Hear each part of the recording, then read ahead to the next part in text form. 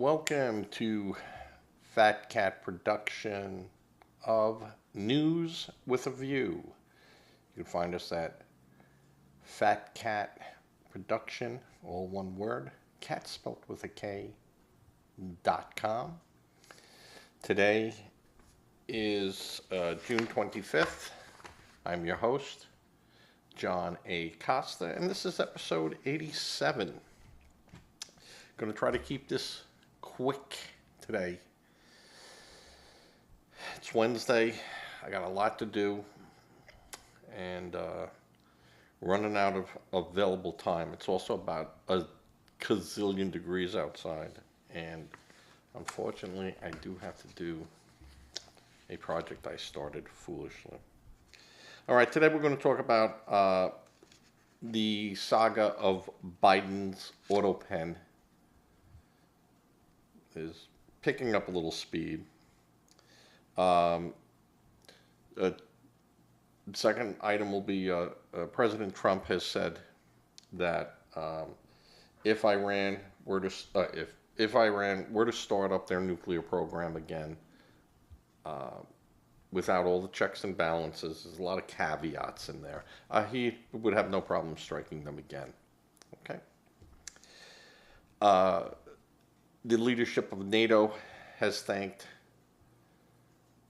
President Trump for his swift and deliberate strike on Iran and his leadership.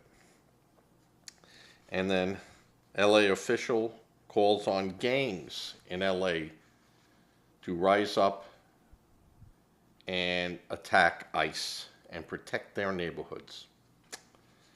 There you go. How's that, folks? All right, let's get to the top Biden aide admits to Congress she directed auto pen signatures without knowing who gave final approval. Now, that in itself is not a big deal, at least not to me. Hey, the person handing you the pen or, whatever device it is, however they're going to do it, says, here, use it. Well, that person is a person of authority. And, I would assume that they're giving it to me after the person of authority over them, and then the president said it would be okay. So, I'm not going to blame her for this event, and I praise her honesty that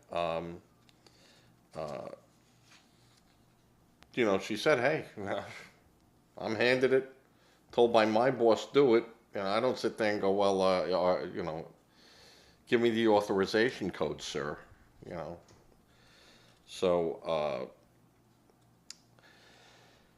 a former top aide to President Joe Biden said she was authorized to direct auto pen signatures, but was unaware of who in the president's inner circle was giving her final clearance, according to sources familiar with the aide's closed-door testimony in front of Congress yesterday.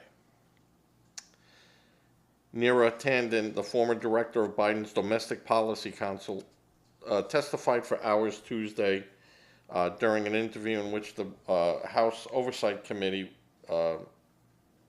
which is investigating Biden's mental acuity, and his use of the automatic signature tool allowed aides to sign pardons, memos, and other important documents on President Biden's authorization and behalf.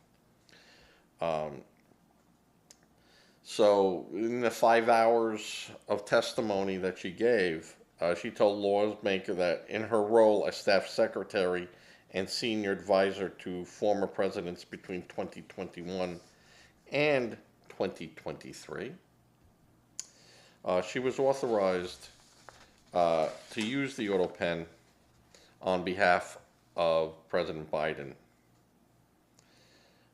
The system of approval used, according to Tandem's testimony, relayed to news organizations, was inherited from previous administrations. So what she is claiming that, she had no direct authority to do it. She was just acting on the authorities, the authorization of other people as per past practice. Again, like I said, I don't see this as a big deal. I think that, as long as someone doesn't come out and say, hey, we had this and President Biden had no idea we did this, then it's a big deal. And that hasn't happened yet. Now, they'll never be able to question Biden. Never. To ask him, give me a list of everyone you signed.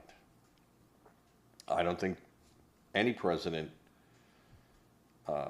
signing that many documents could remember everyone he signed. And I don't think, former President Biden would allow himself to be interviewed for that type of deposition. Again, he would use his presidential immunity as an act in office as not having to do any of that. So you're going to swing that sword. It swings both ways, folks. If Trump can use it, Biden can use it. So that's the way that works. Trump didn't sign every pardon and everything. You saw him sign executive orders and stuff in a big, fanfare type of thing. And but in reality, the president, just says, hey, yeah, get it done. Yeah, use the pen. Yeah, I'm aware of it. And somewhere there'll be a meeting somewhere where they could tie it back. Hey, Mr. President, this is on your agenda today. We looked at it. We think you should sign a pardon or whatever. It met our criteria. He doesn't look at every little thing. He has people to do it, just like Trump has people to do it. Just like every president had people to do it. So to sit there and say, oh, Biden, he gave it away. No, he did not. He did not. And like I said, right is right. Wrong is wrong. And just because she was given the pen and not told, who authorized it. No one ever told me that before. No one had a problem before with it. Now all of a sudden it's a problem. So we'll see what happens. But I appreciate her honesty in answering those questions and probably her straightforwardness to it. A big deal. What are you complaining about? All right. So the thing that could come into question is if Biden was not mentally fit. But who are these people to say he was mentally fit? Who is this committee? What is this committee made of? They can't make that assessment. They can't make that assessment. Now, if they got all their top people to say, hey, he was not with it, he had no idea, and we were just telling him, yeah, do this and sign it, there might be some weight to it to say, hey, you're asking a person that was mentally compromised to sign a legal and binding document. You might take it down that road, but at the end of the day, The other team could say,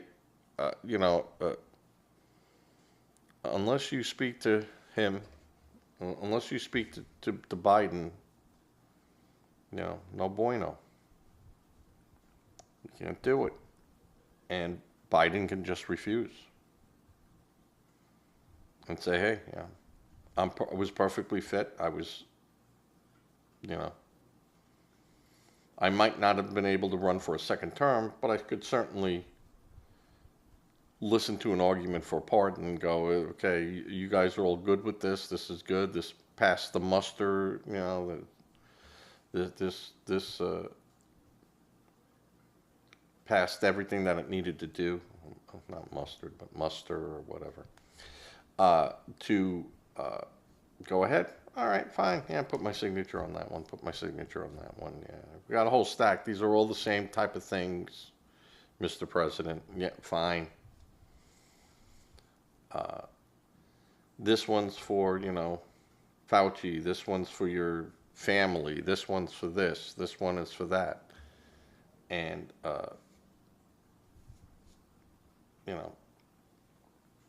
you would have to prove to the courts that the person was unfit to be doing that. And that's going to be impossible to do. This will be, a waste of time and a waste of energy, other than just to say, we did it. Look what we did. And, I don't like that. I don't like when the Democrats did it. I don't like when the Republicans do that. It just wastes all our time and takes away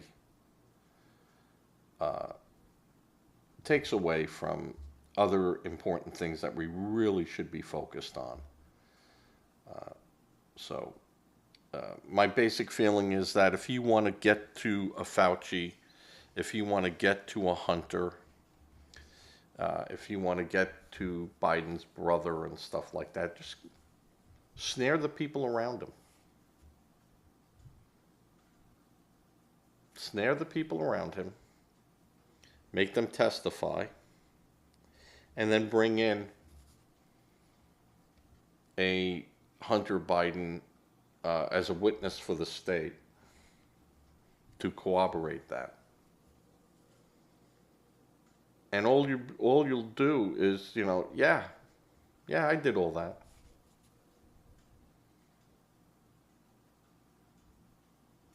I did all that. And that's it. Other than that, they can't do anything. They get him to admit he did it, and it doesn't mean anything. Where it could mean something is if in the course of being a witness you lie, well, that's a new crime. And but I don't think any of us will live long enough to see anyone on the Biden pardon list ever face justice for what they did. That's the way it is. That is the way it is. So I think it's a waste of time. It makes for some interesting print for Fox News, Breitbart. Yahoo would put something else in there. Huff would have something else in it. The Hill will have a different spin on it. But it's all meaningless. It has no teeth. Can't do anything about it, folks. All right. 3-4 minutes of that, and that's all we're talking about. And that was Neera Tanden who did the testimony. And to really be truthful, I never even looked up the committee people's names, who's on it, who's sitting there, what is their agenda. Their agenda is to smear the name and the legacy of Biden. I think Biden's legacy is pretty well smeared and you don't have to do too much more. But that be just me, folks. You want to keep beating a dead horse, go ahead, beat that dead horse. Have at it. I just don't think it's the right thing to do. All right. President Trump was asked, would he strike again if Iran rebuilds nuclear program? No, we're done, so go ahead and restart. Now, what do you think he's going to say? And this is why I truly dislike the media, all of them. This is as stupid as, going up to someone who just lost their family in a fire and go, oh, how are you feeling right now? Well, Jim, I lost my baseball cards in there too, and I had them since I was a kid. Yeah, it's a shame about the wife and the kids, but I really love those baseball cards. I mean, what do they think is going to be the answer?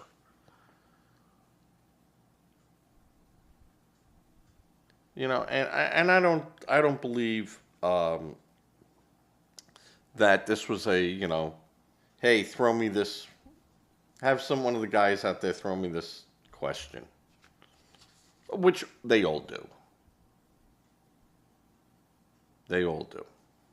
I don't care if it's Trump. I don't care if it's Biden. Have someone toss me a fluff here.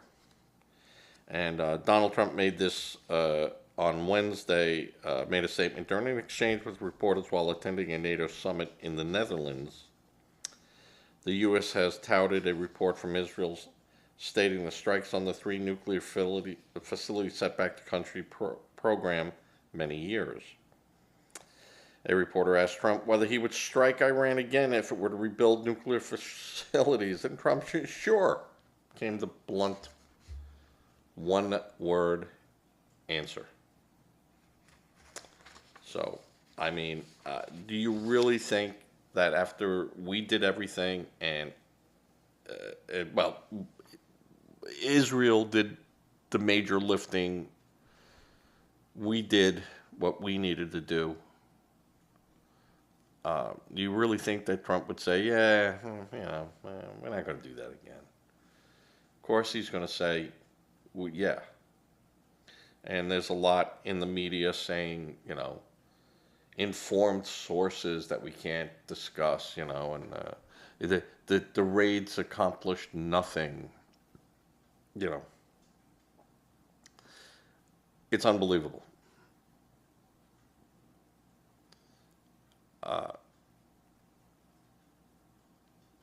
Even if the raids did not 100% stop, and I'm talking about our raid, not the Israeli raids, because they definitely hurt their program.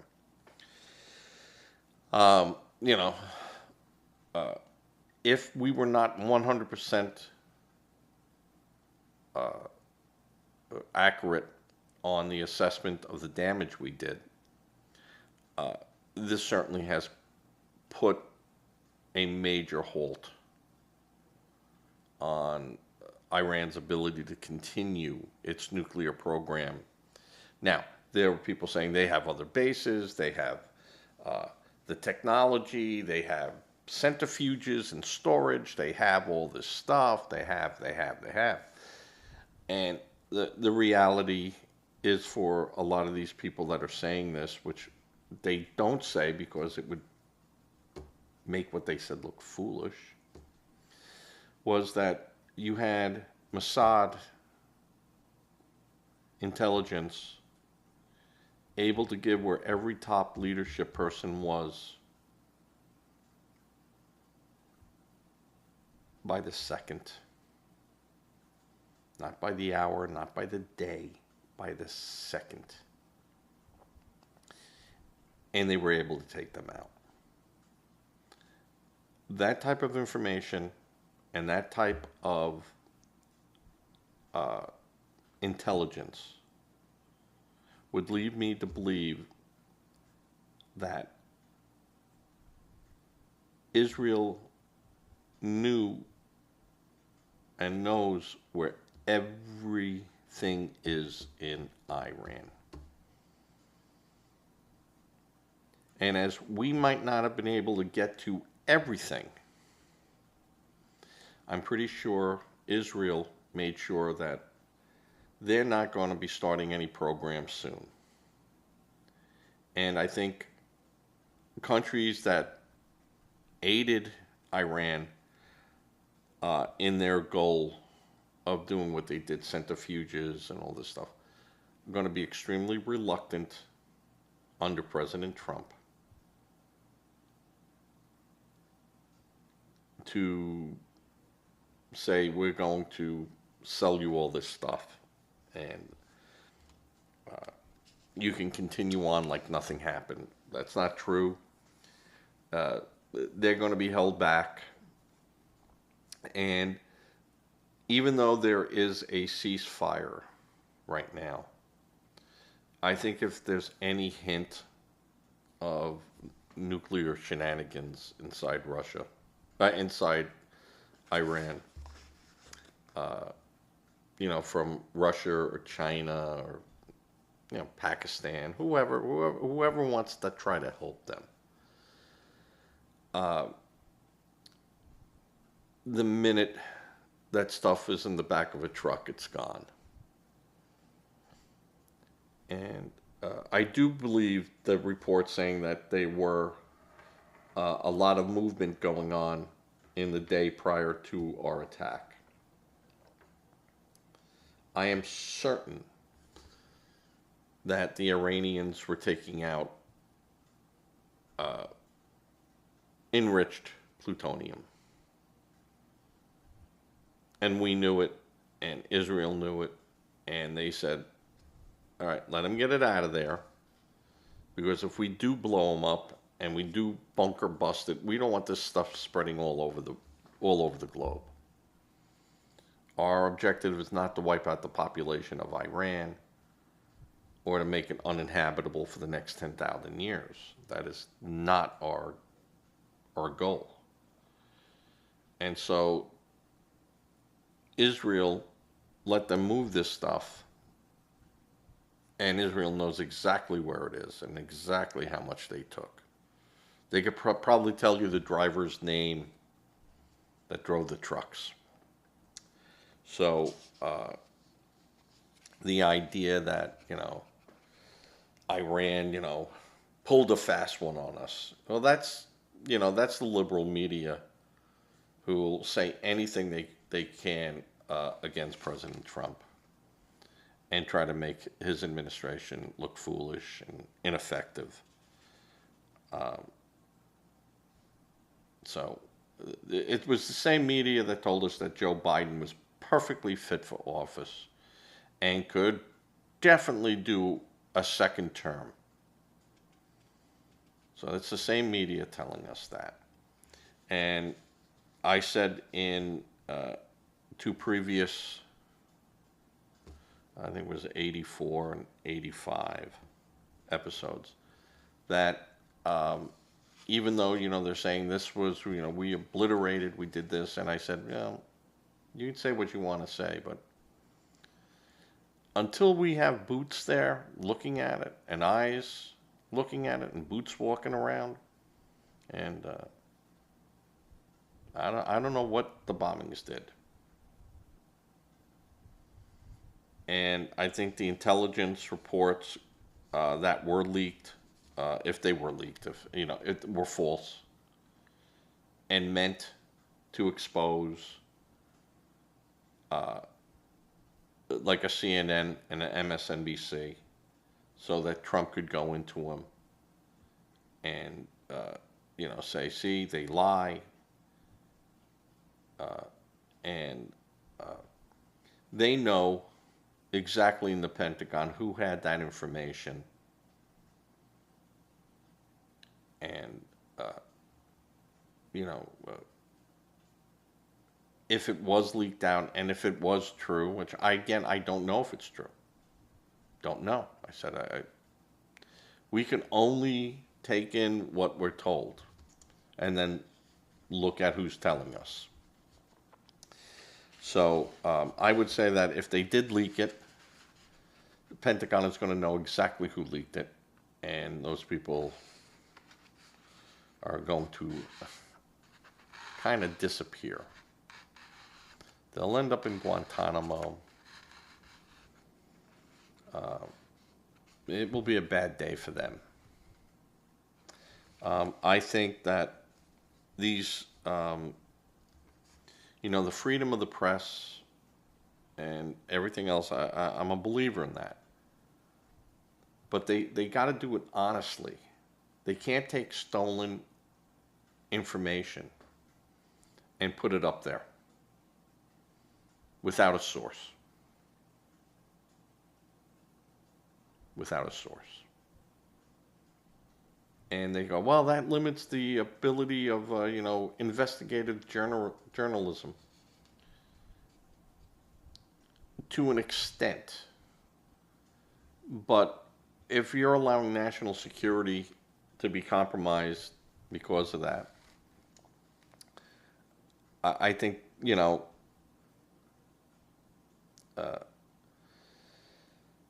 loose lips sink ships is one thing, but when you have government officials releasing information they shouldn't be releasing to a news organization that then really is aiding the enemy, I think there should be some course of action that can be taken.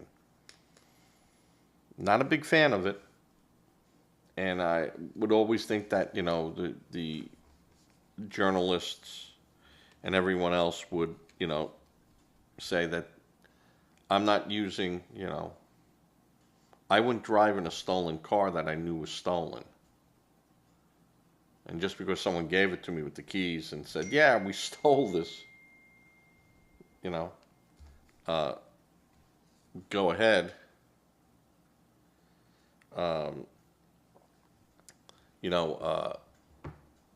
Here's the keys, go ahead, it's stolen, but, you didn't steal it. Yeah. Would you feel comfortable doing that? So, just saying, that's my opinion. And of course, on this show, it's the only opinion that counts. Regardless of what you say, Bob, in New York. So, that's that.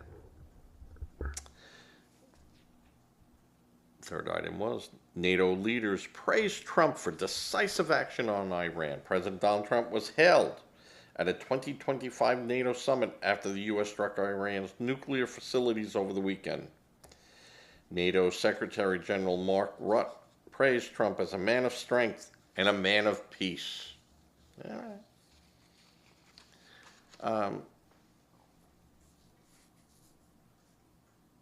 I would say that Donald Trump would have preferred Iran to sit at the table and negotiate, and gave them all the time they needed. And Trump, Iran is used to dealing with Americans' leadership that is wishy-washy, says one thing, does another thing. Paper tiger, they're not going to do it. We have given so much money to the left. They're in our pockets. And then they get a Trump who says, oh, no, I'm going to give you 2 weeks. Maybe. And he held that little caveat. And he said, you don't know what I'm going to do. And he bombed him.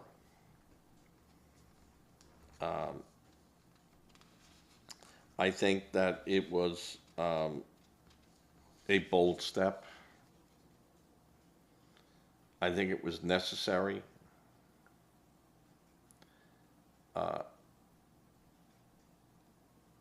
Was it effective enough to have Iran go, we're going to go back to the table, but we want our nuclear program. And I think we can go back to the table and say, you can have your nuclear program if you abide by the inspectors. And every one of your sites have to be identified right now that you have. And we'll give you a pass. We will give you a pass right now. Amnesty. For any transgressions that you did with the United Nations nuclear watchdogs, we're going to give you a pass.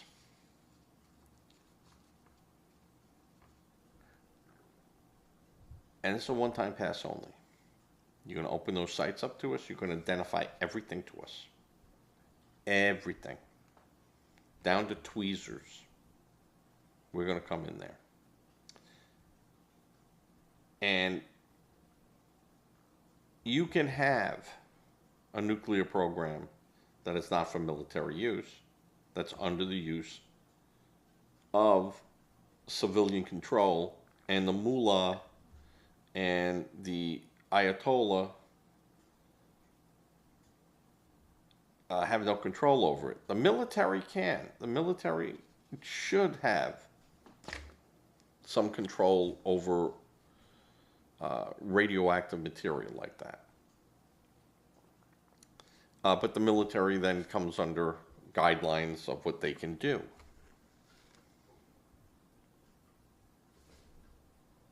And if you want a nuclear program, that's the only way we're going to allow you to have a nuclear program.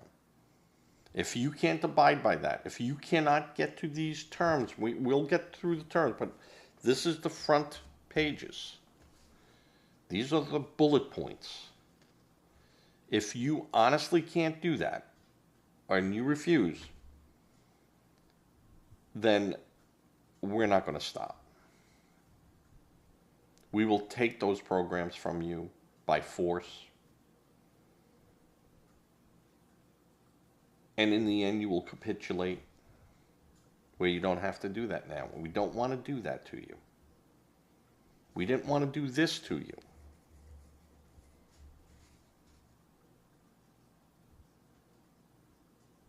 And the military, I'm sure at this point going, we didn't want to do this, but we got, we're a democracy, but we have a king Ayatollah.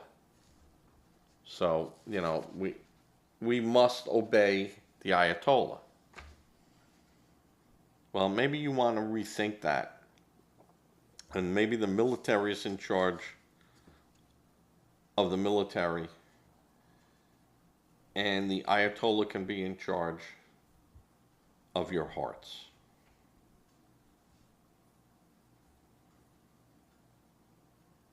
And we have a regime change without having a regime change. I think this is an important factor. I think we have to be cognizant of the fact there's very few people left from the Shah time, and you're dealing with people that have been radicalized. I will say this about the Persians: they're a lot more educated, a lot better thinkers than the Arab world. Sorry, Arabs, just the truth. I think you might be able to reason with Iran. I don't know. But I think their funding of terrorists, their violent fighting against Israel has to stop. I have no problems with them arguing, humanitarian issues and things of that sort, but Iran ain't going nowhere. I mean, Israel's not going anywhere. Not going anywhere, folks. You talk from the sea to the mountains and shove that, ain't happening. And you have to accept the fact that the Palestinians never had a state. That state was actually in Jordan and in parts of Egypt. And they got tossed out of there because the PLO, Yasser Arafat, tried to kill and take over the Jordanian government. Okay? You're not dealing with reasonable people in with the Palestinians. What happened in Lebanon was a true shame. The Lebanese people were people of thought, poetry, and you know,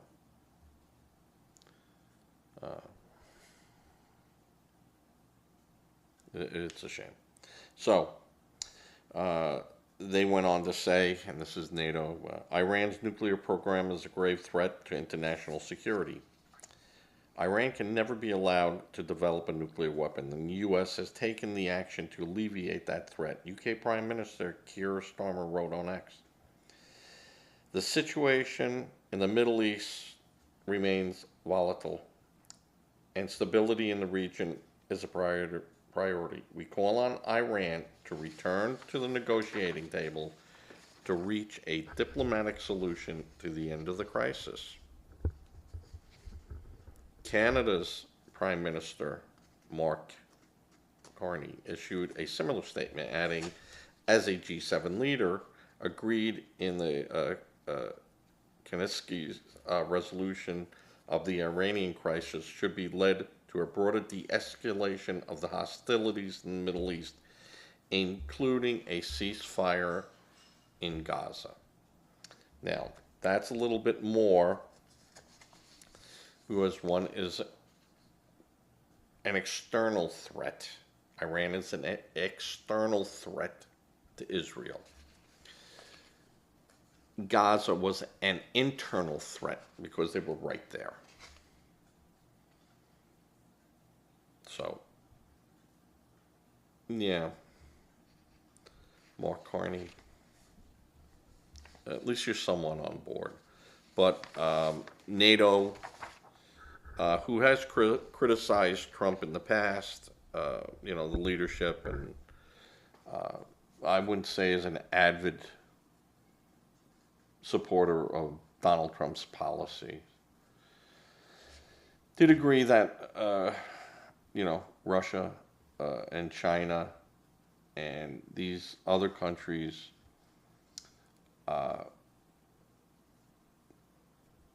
they do understand, too, that a nuclear Iran is a threat. And that China and Russia could not keep the lid on Iran. You haven't seen protests in Middle Eastern countries over this. You've seen protests here, but not in the Middle East or in Europe or anywhere else, because they knew. And Iran kept saying, we have missiles that could hit you in Europe and you in England. We'll attack you. Well, that threat is basically gone, though you have news outlets saying that Iran has 3,000 missiles that they could still point. You know, ballistic missiles. They don't have 3,000 ballistic missiles.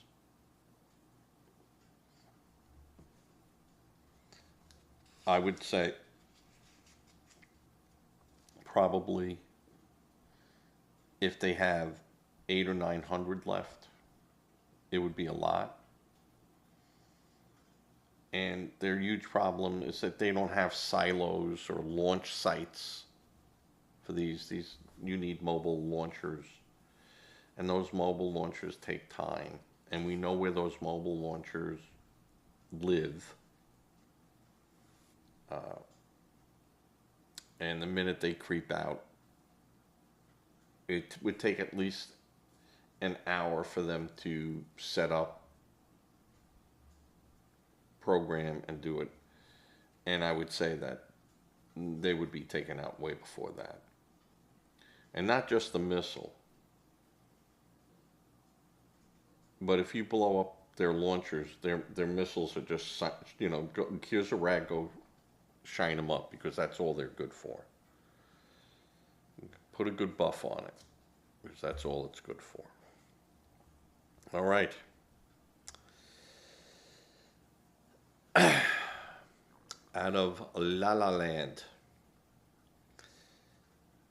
A Los Angeles County official is allegedly being investigated by the FBI as she posted a video to social media calling on gang members to defend their territory from the United States Immigration and Customs Enforcement, ICE.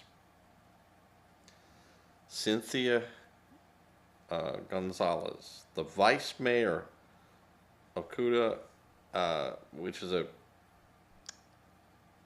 suburbs of southeast Los Angeles County, allegedly shared a video on social media late last week in which she appeared to encourage the 18th Street and Florencia 13 gang members to protect their turf from ICE agents. Now, I saw the video. It's there. You can find it too.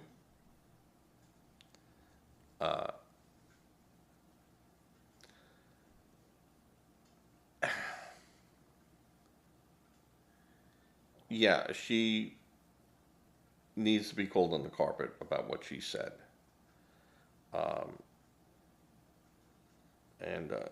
She said, "Nothing for nothing. I want to know where all the colos are in Los Angeles," Gonzales said in the video. 18th Street, Florencia, where's the leadership at? Because you guys are all about territories. You guys tag up everything, claiming hood. And now that your hood's being invaded by the biggest gang there is, they ain't a peep out of you. So,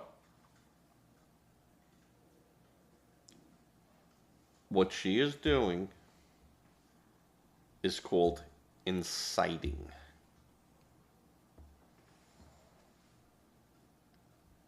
Well, I didn't tell them what to do, but I told them they better do something.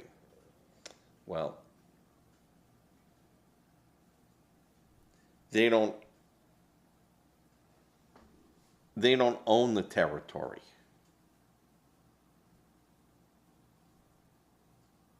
There is nothing for them to defend.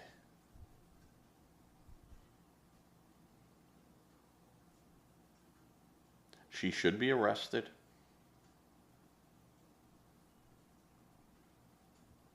Charged.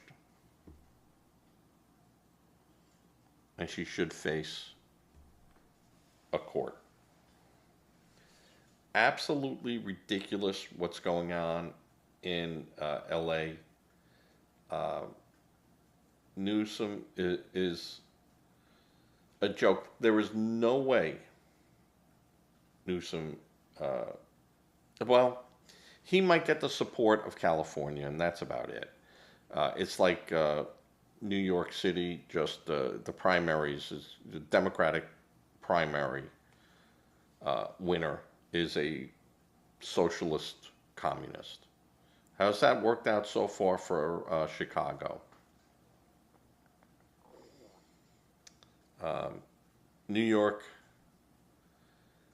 City, there you have Staten Island, you have parts of Queens, parts of Brooklyn that are common sense.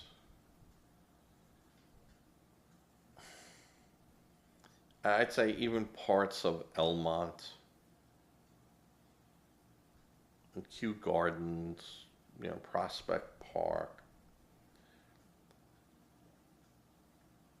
I think any strong Republican running against this guy could win.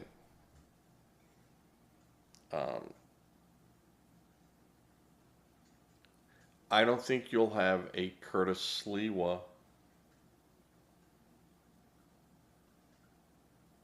type because as much as this guy's on the left, Curtis is on the right. It's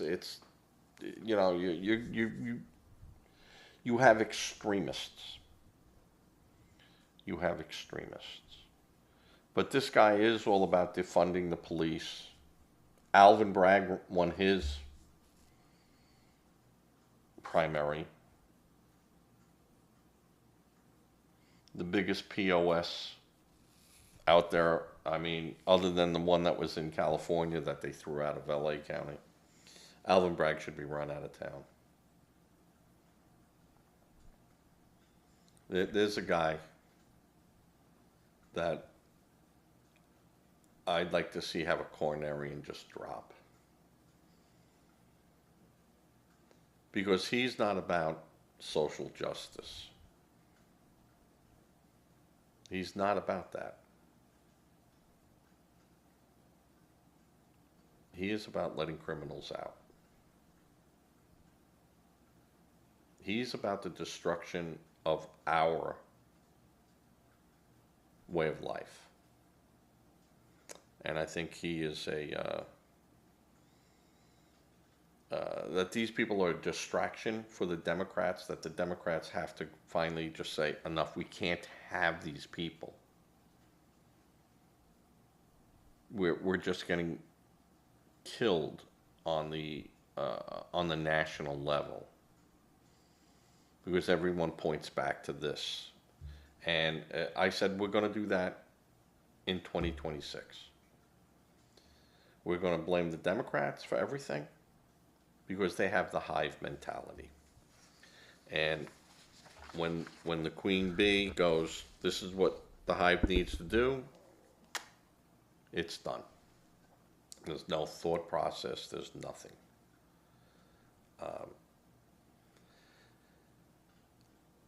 The Democrats will be, in 2026, it will not be a nice time. And when the truth is revealed on the bombings and everything else on why Trump acted the way he did, and just to give you liberals what Article 2 allows, is ultimately the protection of the people and assets of the United States, here and abroad.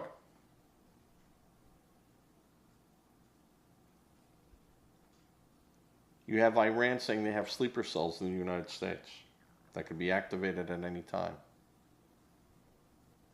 You don't think that was a pending threat that we didn't know about? Well, you know what? You could have what's called a death switch, a dead man switch, where if you don't hear from the government after X amount of time, execute Plan X.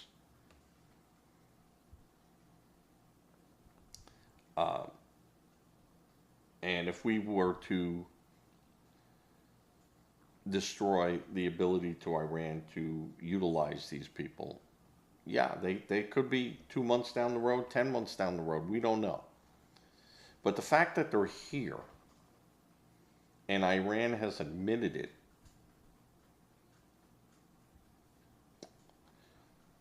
that's imminent threat, folks. And the president can use the military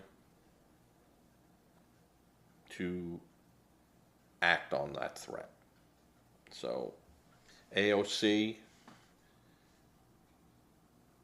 go back to being a bartender. Bernie Sanders, time to go.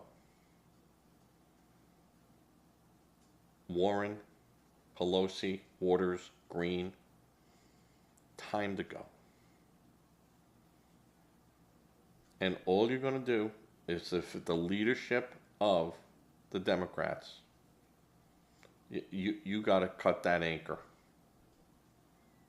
You got to cut that anchor. They are an anchor. And you have to chart a new course.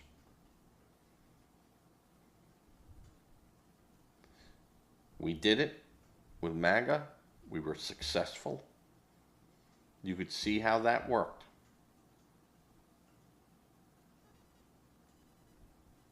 And there's a lot of good Democrats out there, a lot of good Republicans out there.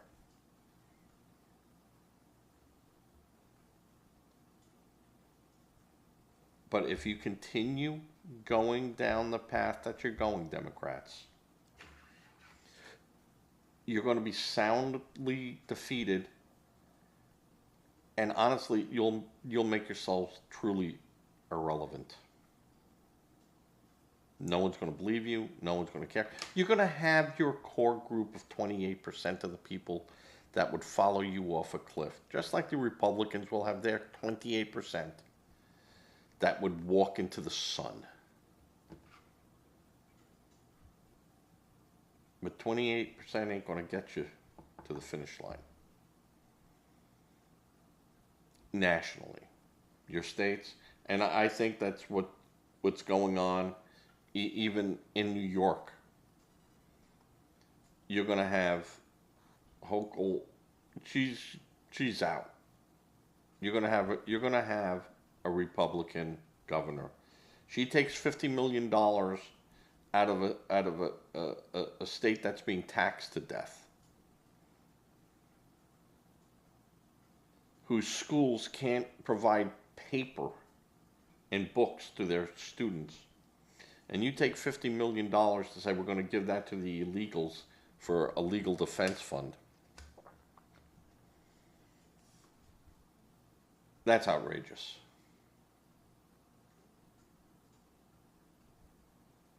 And immoral for the citizens of New York. It's immoral. And yeah, these people got to go. They got to go. All right, with that, I'm going to finish up. I'll try to have this out. It is 1:30 now. Is that what time it is? Yes, 1:34 now. I got errands I have to run. I got to do this. But by 5:30 this evening, episode, what did I say, 87? Is that what I said this was, 87? I think I said 87. It's tough getting old, folks. Yes, 87 will be out. And depends on how I am. I might do a live feed tonight just to put on. I got some test stuff that I want to do, but I might do an hour tonight. Depends on how many drinks I have. But say a prayer. Give to a charity. Charity does begin at home, but if you can afford a little, give it to a charity of your choice. You go to that charity and give that money to them. Don't become a victim. Helping a victim, you get these things. We need donations. You don't know who you're giving it to. Give it to someone you know. And if you're not comfortable with that, 4 cans a week.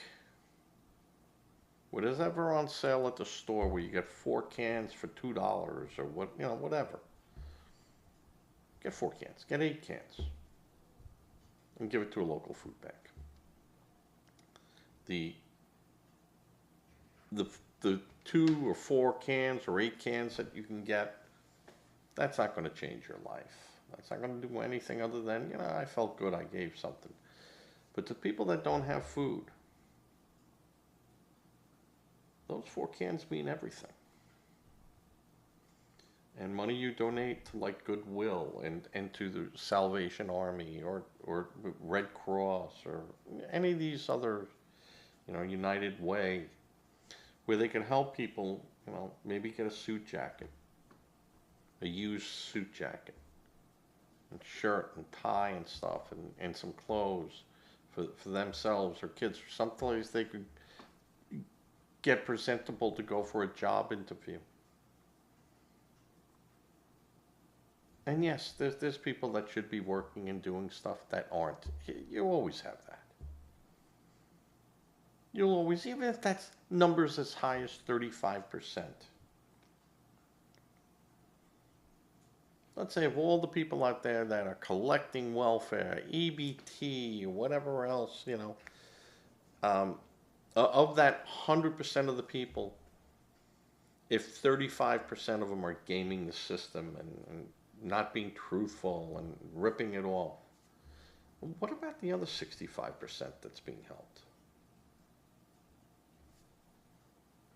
Is anything 100% efficient?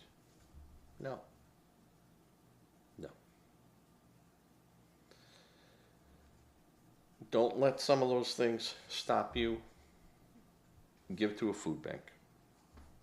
I think that's probably one of the most important things you could do. Give to a food bank. Because I might not need money, I might not need this, but I do need food. And it's just not food. Diapers, toilet paper, feminine products, adult diapers. Just not a food bank. It's everything. Whatever you use, there's other people that use it. That's what makes you a consumer. And think that way when you're going to a food bank. This week it might be 8 cans of food. Next week it might be a 4-pack from Dollar General's of toilet paper. Or, you see someone that no longer has, a child that needs Pampers, but they got 2 boxes. Hey, can we give that over to this, woman's group? Or can we do this, a baby love? Very important. Very, very important. And it should be done. All right. You know what I always say? Danielle, Paul, Rowan, Chris, and Chris, you have a special day coming up on Friday. I will call you tomorrow. Everyone else, be safe, be well, say a prayer. Prayer works. And with that, I am going to fade to black.